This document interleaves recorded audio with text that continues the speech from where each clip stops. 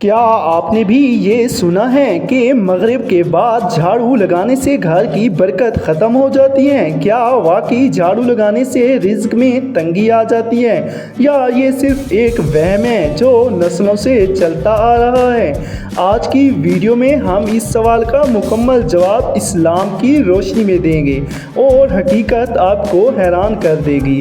السلام علیکم پیارے ناظرین، امید ہے آپ سب باخیریت اپنے اپنے کاموں میں مصروف ہوں گے۔ بغیر کسی رکاوٹ کے ویڈیو کو شروع کرتے ہیں۔ پیارے ناظرین، ہمارے معاشرے میں یہ بات عام ہے کہ مغرب کے بعد جھاڑو لگانے سے گھر میں غربت آتی ہے۔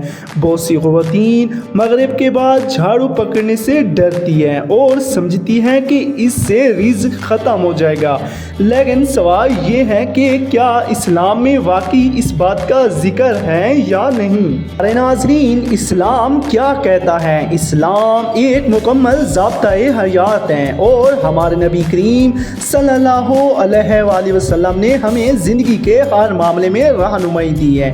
پیارے ناظرین، لیکن یاد رکھیے، قرآن و حدیث میں کہیں بھی یہ نہیں کہا گیا کہ مغرب کے بعد جھاڑو لگانے سے تنگی آتی ہے۔ پیارے ناظرین، یہ دراصل ایک معاشرتی روایات اور وہم ہے جس کا اسلام سے کوئی تعلق نہیں۔ اسلام نے ہمیں صرف یہ سکھایا ہے کہ صفائی نصف ایمان ہے، یعنی اگر گھر صاف ستھرا ہوگا تو فرشتے بھی برکت لاتے ہیں اور گندگی ہوگی تو شیطان خوش ہوتا ہے۔ لہٰذا چاہے دن ہو یا رات، جھاڑو لگانا برکت کا باعث ہے، نہ کہ تنگی کا۔ پیارے ناظرین، رزق کی تنگی جھاڑو لگانے سے نہیں آتی، بلکہ اس کے اصل اسباب کچھ اور ہیں، جیسا کہ جھوٹ بولنا، ناپ تول میں کمی کرنا، رشتہ داروں سے تعلق توڑنا اور نماز ترک کرنا۔ یہ وہ چیزیں ہیں جن کی وجہ سے رزق میں کمی آتی ہے، نہ کہ جھاڑو لگانے سے۔ یہ تھی آج کی ویڈیو۔ امید ہے ہر ویڈیو کی طرح یہ ویڈیو بھی آپ سب کو پسند ہوگی۔